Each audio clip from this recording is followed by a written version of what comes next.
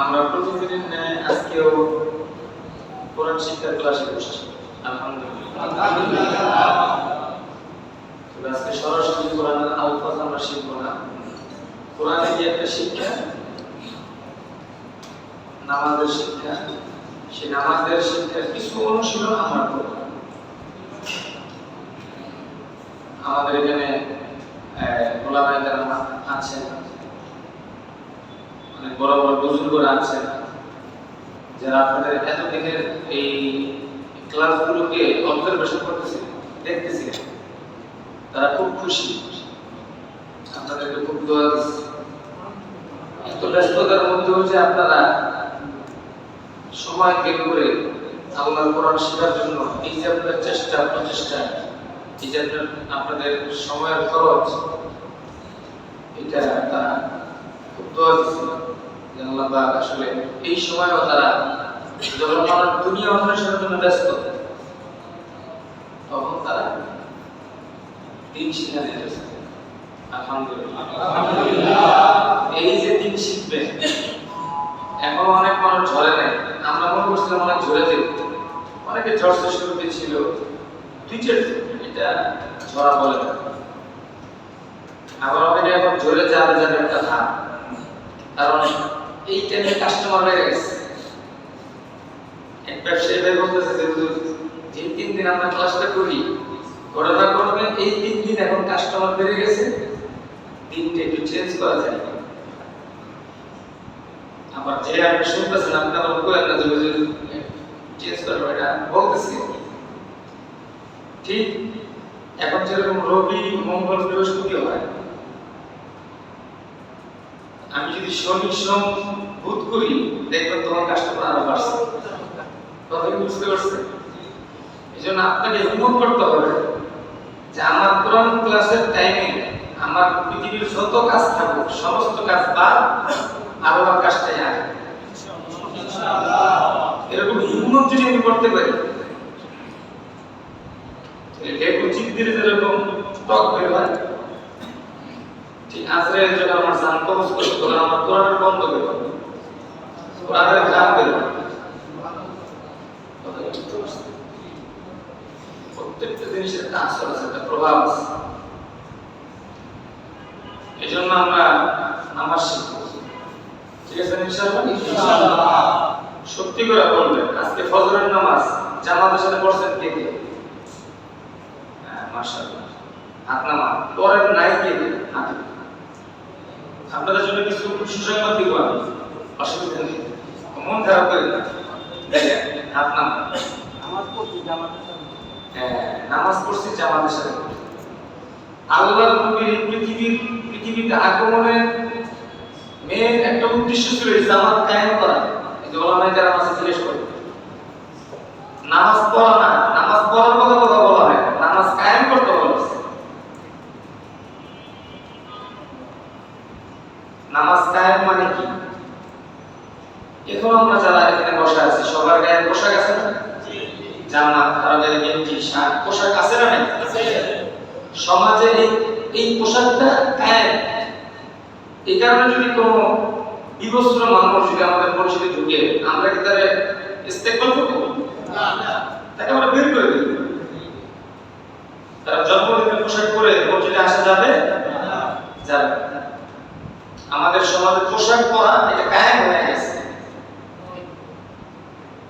যেমনি ভাবে পোশাক পরা কায়েম হয়ে গেছে, পোশাক না পরে যদি বিবাহ মঞ্চে যায়, আমরা কিন্তু তাকে নিব না।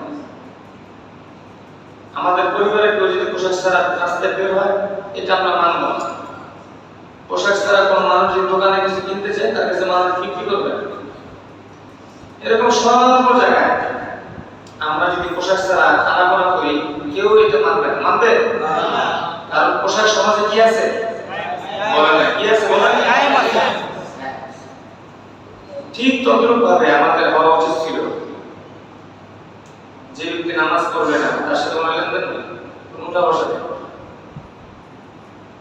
তার সাথে কোনো আত্মীয়তার বন্ধন নেই, তার ঘরে কোনো খাবার দাবার নেই। কিসের খাবার দাবার? নামাজই পড়ে।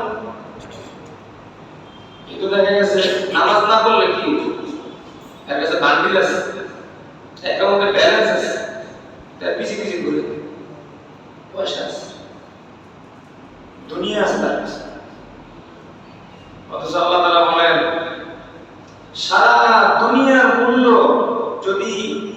কাছে একটা মাছির পাখনা পরিমাণ থাকতো।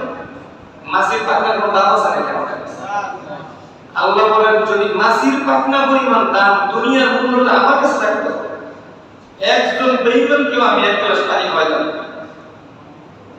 কত বড় কথা! সেই দুনিয়ার পিছনে তো আমরা ছুটছি।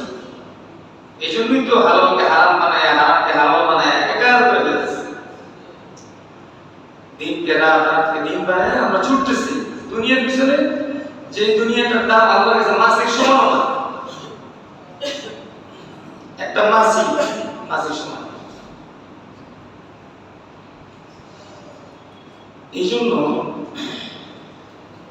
আমাদের উচিত দুনিয়ার দিকে বেশি না ঝুঁকা। দুনিয়া প্রয়োজন টয়লেটের মধ্যে, ঘরে যেরকম টয়লেটের প্রয়োজন, টয়লেট মাকসাদ না, ওয়াশরুম আমাদের মাকসাদ না, কিন্তু আমাদের বসবাসের জন্য ওয়াশরুম লাগে। ঠিক না? ঠিক না? ঠিক তদ্রূপ দুনিয়া আমাদের মাকসাদ না, আখিরাতের জন্য দুনিয়াটা আমাদের প্রয়োজন, যতটুকু দরকার। পিঁপড়া যেতেছিল হাইতে হাইতে, যা দেখছে মধুর সন্ধ্যা, একটু মধু হয়েছে, খায় দেখছে খুব ভালো লাগে, তো সে চিন্তা করছে আরেকটু খায়, আরেকটু খায়, আরেকটু খায়, খাইতে খাইতে এমন অবস্থা হয়েছে পেট ভইরা, নিতম্ব ভইরা, গলা ভইরা, মাথা পর্যন্ত ভরে গেছে। এখন খায়া তো লড়তে পারে না, লড়াচড়া করে মধুর ভিতরে আটকে গেছে। আটকে যাওয়ার পরে আর ছুটার মধ্যে কাটা আছে, ছটফট করতে করতে ওখানেই মারা যায়। পিঁপড়া যদি চিন্তা করতো যা খাইছে খাইছে এখন আমি চলে যাই, আবার বাইসে থাকলে আরেকদিন খাবো, তাইলে তার অস্বস্তিকর খানা খেতেও হয় না, পেট ভরে মধুর পূর্ণ করে, আর মধুর জালে আটকা পড়ে মারাও যায় না, তার জীবনটা স্বাভাবিক থাকে।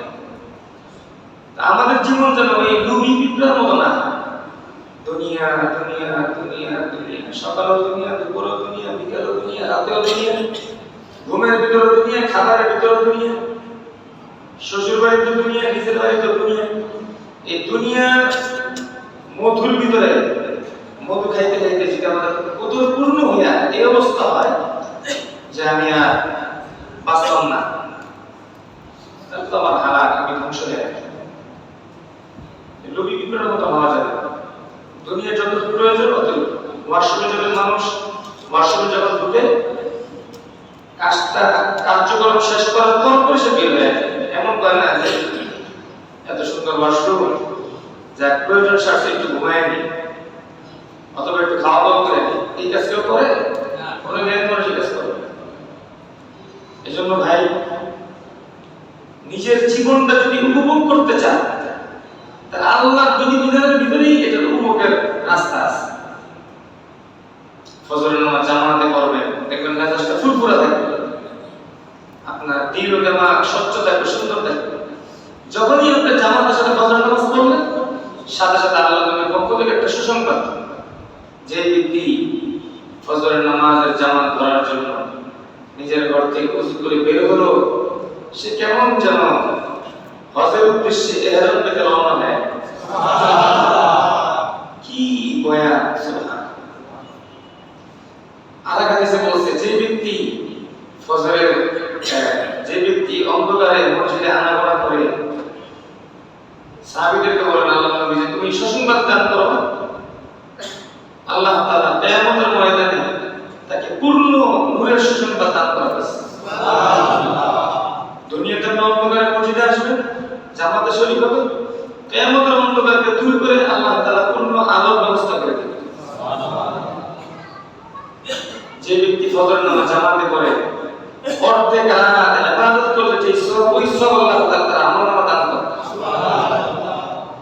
যে ব্যক্তি ফজর নামাজ জামাতে পড়বে, সারা দিন তার উপর আল্লাহ তাআলা রহমতের বৃষ্টি নিক্ষেপ করবে। সুবহানাল্লাহ। তাকে অবজারভেশন করবে, তার বালা মুসিবত আল্লাহ দেখবে, সে আল্লাহ অবজারভেশন থাকবে, বাউন্ডারির ভিতরে থাকবে, তারপর ক্ষতি হবে। কত লাভ! সুবহানাল্লাহ। বলেন ভাই, ফজরের নামাজ আমাদের জামাতের সাথে পড়া দরকার আছে না? আছে। একা একা নামাজ পড়লে নামাজ হয় না, একা একা নামাজ পড়লে কি হয় না? জিজ্ঞেস করুন না। একজনে 1 টাকা ব্যবসা করে 500 টাকা লাভ করছে, আরেকজনে 1 টাকা ব্যবসা করে 1 টাকা লাভ করছে। বলেন তো প্রথম লাভটা ভালো না দ্বিতীয় লাভটা ভালো?